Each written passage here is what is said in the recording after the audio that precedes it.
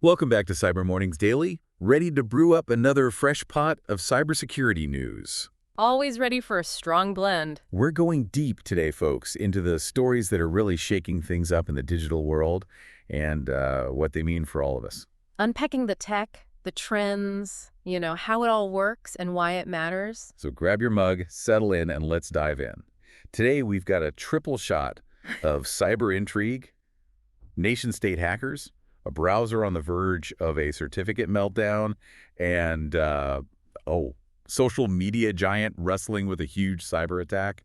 But first, let's talk hackers. Yeah, this one's got some serious cloak and dagger vibes. We're talking about a group targeting a specific brand of router, the kind you see in a lot of businesses and organizations. And these aren't your average script kiddies, right? Yeah. We're talking suspected ties to a nation state, one with a reputation for cyber espionage. Exactly. They're not in it for a quick buck. It's all about stealth, long-term access, and disappearing without a trace. Sounds like something out of a spy movie. But how did they pull this off? Were these routers just like wide open? Not quite.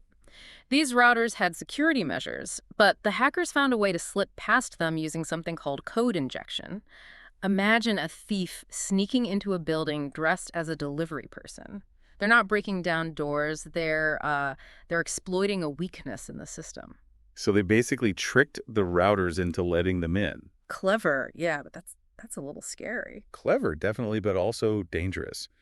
Once they were in, they installed not one, but 6 backdoors. Wait, 6 back doors? Is that like having 6 secret entrances to your house? Think of it more like a hacker's toolkit, I guess. Each backdoor serves a different purpose, offers a different way to access the router and mess with how it works. Some are for stealing data quietly, others let them control the router remotely or even disrupt its operations. So it's like having different keys to unlock different parts of the system. What did these back doors actually look like? Well, some of them were actively sending data back to the hackers, like a constant stream of, secrets. Others were more passive, lying in wait, only activating when they detected a specific signal. Okay, let's pick one of these backdoors just to get a better picture. There was one that was triggered by a specific string of characters. They called it a magic string. What's the story there? Ah, yes, the ERAD backdoor. This one's tricky. It pretends to be a normal process, blending in with the router's usual activity. But if it sees a certain sequence of characters in the network traffic the magic string it wakes up. Like a secret knock that only the skies know. So what could they actually do once this backdoor was activated? Well, a lot, unfortunately. They could spy on network traffic, steal sensitive data, even shut the router down, and all without raising any alarms. Think of the damage if they went after something like a power grid or a transportation system. This group, they've been linked to attacks on devices that haven't been updated with the latest security patches. Right. They often exploit what we call zero-day vulnerabilities. That's a software flaw that the vendor doesn't even know about yet, like finding a secret backdoor to a bank vault. Okay, so this is serious stuff, but I don't have one of these fancy routers at home. Should I be worried? You might not have that particular router, but this attack shows how important it is to keep your software up to date. It's not just routers, it's your phone, your computer, your apps, everything. Those security updates, they're not just about new features, they're often fixing those dangerous vulnerabilities hackers could use. So patching is like digital hygiene. Keep everything clean and healthy. Good advice. Now, our next story is about a popular browser that might be headed for a bit of a meltdown. Yeah, this one's a reminder that even the software we use every day can have its weak spots. Right. We're talking about a browser that a lot of people use, and it all comes down to this little thing called a root certificate. Small, maybe, but it plays a huge role. Root certificates are like the foundation of trust on the internet. They're these digital signatures that tell you a website is legit. When you see that little padlock and HTTPS in the address bar, it's the root certificate that's assuring you you're actually on, say, your bank's website and not a fake one designed to steal your information. So what happens when this root certificate expires? Does the internet just, stop working? Well, no, not entirely, but older versions of this browser, the ones that haven't been updated, they might start flagging safe websites as untrustworthy. Imagine trying to log into your bank and your browser is screaming that the site can't be trusted. Kind of unsettling. That would definitely freak me out. Mhm. What about those add-ons everyone loves to use with this browser? Could they be affected too? Oh, absolutely. Add-ons rely on that trust the root certificate establishes. So when it expires, they might stop working. Or even worse, some malicious add-ons might sneak in, putting your data at risk. It's like the security guard at a concert suddenly forgetting how to check tickets. Anyone could get in. Oh, that's not good. Can you imagine your password manager just refusing to unlock your accounts? Talk about a digital nightmare. It could happen. And those warnings about compromised passwords, those might stop working too, leaving you in the dark about potential breaches. Okay, I'm getting a little nervous now. What should people who use this browser do to avoid all this drama? Simple. Update your browser. Newer versions don't have this problem. It's a quick fix that could save you a lot of trouble and maybe even some heartbreak. Seriously, folks, keeping your software updated is important. Do it regularly and avoid the pain later. Speaking of pain, our final story today is about a social media giant that got hit by a digital hurricane. A classic distributed denial of service attack, or DDoS for short. Right, we're talking about a certain platform that was knocked offline by what its owner called a massive cyber attack. And a group claiming to be pro-Palestine hacktivists has taken responsibility for the chaos. A DDoS attack is basically like a digital mob rushing a website all at once, flooding its servers with so much traffic that it can't handle it. Like trying to get into a concert when thousands of people are all trying to squeeze through the doors at the same time. So it's not about actually hacking the website, it's just overwhelming it with requests, making it unavailable to the people who actually want to use it. Yeah, And this group is saying they were the ones who unleashed this digital mob. that's what they're claiming, yeah. They even posted screenshots showing the platform struggling to stay online during the attack. Okay, but how do we know it was really them? Couldn't anyone just, claim credit? That's the tricky thing about figuring out who's behind a cyber attack. It's not always easy. Hackers use all sorts of techniques to hide their location, bouncing their attack through servers all over the world. They're trying to catch a ghost in the machine. So how did the platform handle this massive wave of traffic? Did they just, give up? They called in the cavalry, a company that specializes in fighting off DDoS attacks. Think of it as a digital shield, filtering out that bad traffic and letting legitimate users get through. So problem solved, case closed. For now, at least. But this attack shows that even the biggest platforms are vulnerable.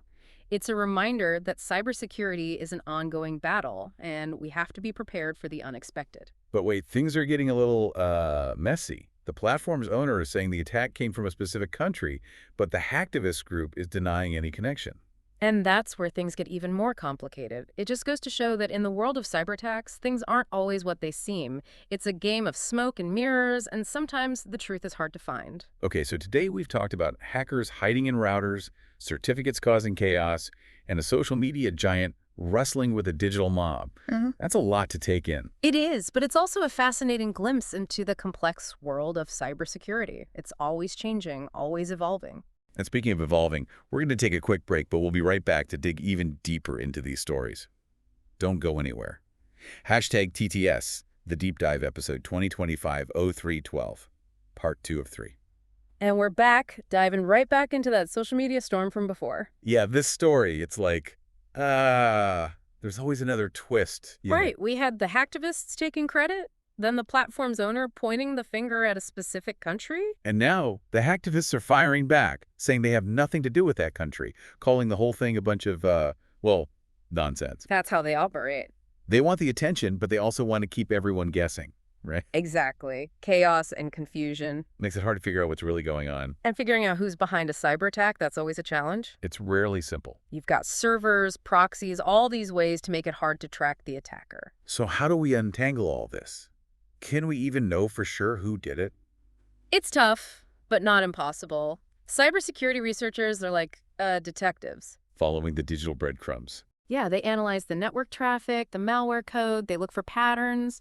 You're trying to put the pieces together. Sometimes those investigations lead back to a specific group or even an individual, but it takes time. So we might not have all the answers right now, but maybe eventually we'll find out who was really behind this. In the meantime, it's a good reminder to be careful about what you see online. Especially when it comes to who's responsible for cyber attacks. Don't believe everything you read, folks, especially when it comes from a group that loves the spotlight. Good advice. Okay, let's zoom out for a second and look at the bigger picture here. We've got hackers in routers, a browser with a certificate problem, and a social media platform fighting off a digital mob. It paints a, kind of unsettling picture. It shows how cyber threats are getting more and more complex and how they're everywhere now. It's not just about protecting your computer anymore. It's about your whole network, understanding the tech, and being ready for things to go wrong. Even with the services we use every day. This is a team effort. Yeah. Absolutely. We all have a part to play. We can't just rely on the big companies or the government. It starts with taking steps to protect ourselves. Strong passwords, multi-factor authentication, keeping our software up to date. Those things really matter. And being aware of those sneaky tactics that attackers use, like phishing emails and social engineering. Knowledge is power. The more we understand about what's out there, the better we can protect ourselves. Right. So as we wrap up today's deep dive into the world of cybersecurity, let's leave our listeners with something to think about. Could your devices, your accounts, even your favorite online services be the next target? It's a question we should all be asking. Because, let's face it, in this interconnected world, no one is completely safe from these threats. But that doesn't mean we should be afraid. We have the power to protect ourselves. By understanding the risks, by staying informed, by being proactive. We can all make the digital world a little bit safer. And that's what Cyber Mornings Daily is all about. Giving you the information you need to navigate this ever-changing landscape. So, until next time, stay vigilant, stay curious. And keep exploring this amazing world of technology. We'll be back tomorrow with another deep dive into the latest cybersecurity news. Thanks for listening, and stay safe out there. Hashtag TTS, the Deep Dive episode 2025-03-12, Part 3 of 3. Could your devices, your accounts, even your favorite online services, be the next target? It's a question we all got to be asking ourselves, really. Because in this world where everything's connected, let's face it, nobody's immune to these kinds of threats. True, but that doesn't mean we have to, hide in a bunker, right? Exactly. We have the power to protect ourselves. By understanding the risks, staying informed, and being, proactive. We can all make the digital world a safer place. And that's really what Cyber Mornings Daily is all about. We're giving you the knowledge and the insights you need to navigate this crazy world of cybersecurity. It's a wild world out there. So until next time, stay vigilant, stay curious. Keep exploring this amazing world of technology. We'll be back tomorrow with another deep dive into the latest cyber headlines. See you then. Thanks for listening, and stay safe out there.